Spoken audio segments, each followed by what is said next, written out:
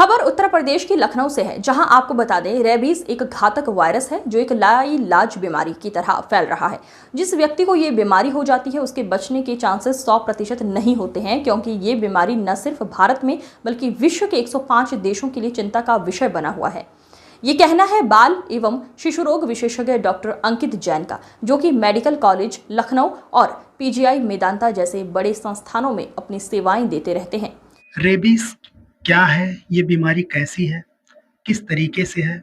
ये कितनी घातक है? किस तरीके से ये फैलती है? इसकी जागरूकता को लेकर उत्तर प्रदेश की राजधानी लखनऊ में आज मैं मौजूद हूँ।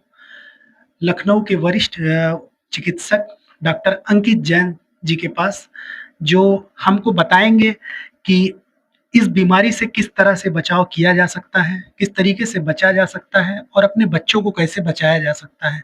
माननीय सुप्रीम कोर्ट के अभी हालिया फैसले के अनुसार जैसा कि ये पता चला है कि उत्तर प्रदेश सहित पूरे भारत में ये बीमारी जितनी तेजी से फैल रही है, ये आने वाले समय में एक घातक वायरस के तौर पर बन सकती है, जिसके लिए माननीय सुप्रीम कोर्ट ने अभी अपना हालिया फैसला जो सुनाया है, लगभग कई हजार कुत्तों को शेल्टर हाउस भेजने का निर्णय लिया है। इसी सिलसिले में हमारे साथ मौजूद हैं वरिष्ठ चिकित्सक डॉक्टर अंकित जैन सर, जो बाल एवं शिशु रोग विशेषज्ञ हैं और कई पीजीआई और मेडिकल कॉलेज से लेकर मेदांता जैसे संस्थानों में भी कार्यरत हैं और शाम के समय सर अपना क्लिनिक चलाते हैं। तो मैं मौजूद हूँ उन्हीं के पास इस समय। मैं उनसे कुछ बात करना चाहूँगा और उनसे पूछना चाहूँगा अपने दर्शकों के लिए कि इस बीमारी से किस तरीके से। नमस्कार सर।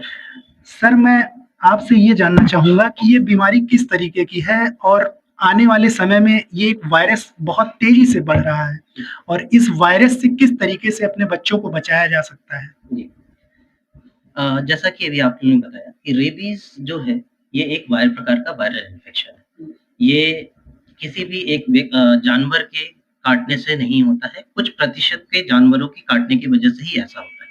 ये वायरल इन्फेक्शन जब काटता है किसी को या किसी एक जानवर जिसके अंदर में ये मौजूद है, वो अगर किसी व्यक्ति को काटे तो वो उसके अंदर में ट्रांसफर हो सकता है और उसके ब्रेन और स्पाइनल कॉर्ड को अफेक्ट कर सकता है। यानी कि उसमें उसके दिमाग से और उसकी रीढ़ की हड्डी में जाके ये वायरस जमा हो जाता है और सारे अंगों में अफेक्ट करना शुरू करता है।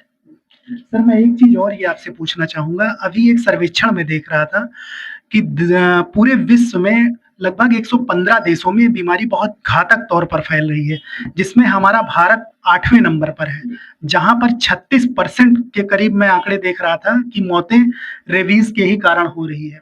तो जैसे हमारी जो दर्शक है या हमारी जो जनता है, हमारी जो आवाम है, वो इस बीमारी से किस तरीके से, शुरुआती जानकारी जो मुझे सुनने में आई है कि लोग बता रहे हैं कि कुत्ते की लार टपकने की वजह से या कुत्ता अगर काटता है तो जिस वजह से ये बीमारी फैलती है। तो क्या इसका कोई बचाव ऐसा है कि जैसे केवल डॉग को हटाया जा सकता है, कि उनको अगर पाले तो क्या बचाव किया जाए कि जिससे इससे बचाव किया जा सके? जैसा कि आपने सबको बताया कि ये बीमारी एक तो बहुत ही गंभीर बीमारी है। अगर किसी को रेबीज हो जाता है तो उसमें 100% लगभग चांसेस है कि वो मृत्यु होगी। बट ये रेबीज होने से और काटने के बीच में एक पीरियड रहता है जिसको हम लोग इंक्यूबेशन पीरियड कहते हैं, जो कि करीबन 1 से 3 महीने का रह सकता है। सबसे पहले तो काटने से बचना ही सबसे बड़ा उपाय है और दूसरा उपाय है कि हम जो ये जानवर हैं इनका वैक्सीनेशन कराएं, इनको न्यूटर करें और उससे क्या होगा कि हमें वो जब काटेंगे तो उनके अंदर में रेबीज का वायरस पनपने के चांसेस कम हो जाएंगे, तो हमारे अंदर ट्रांसफर होने के कारण कम हो जाएंगे। ये सिर्फ कुत्ते के काटने की वजह से नहीं होता है, ये बहुत मिसकंसेप्शन है लोगों के अंदर में, ये एक प्रॉब्लम चल रही है, लेकिन ये कुत्ते के काटने की वजह से भी हो सकता है, बिल्लियों के काटने की वजह से भी हो सकता है। कुछ जंगली जानवर जैसे कि सियार, लोमड़ी, बैट्स, चमगादड़, इन सब के काटने की वजह से भी ऐसा, रकून्स, इन सब के काटने की वजह से भी बच्चे पेशेंट्स को रेबीज हो सकता है।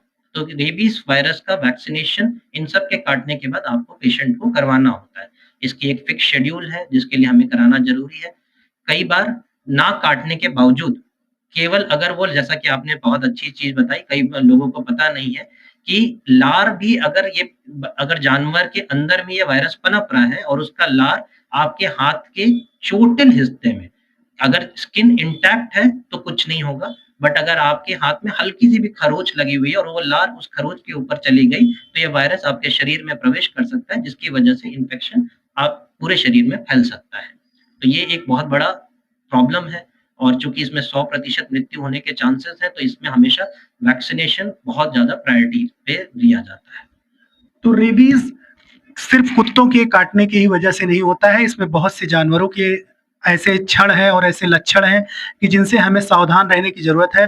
तो हम अभी मौजूद थे डॉक्टर के अंकित जैन के पास, तो जिन्होंने हमको बहुत अच्छी जानकारी दी। बहुत बहुत धन्यवाद सर।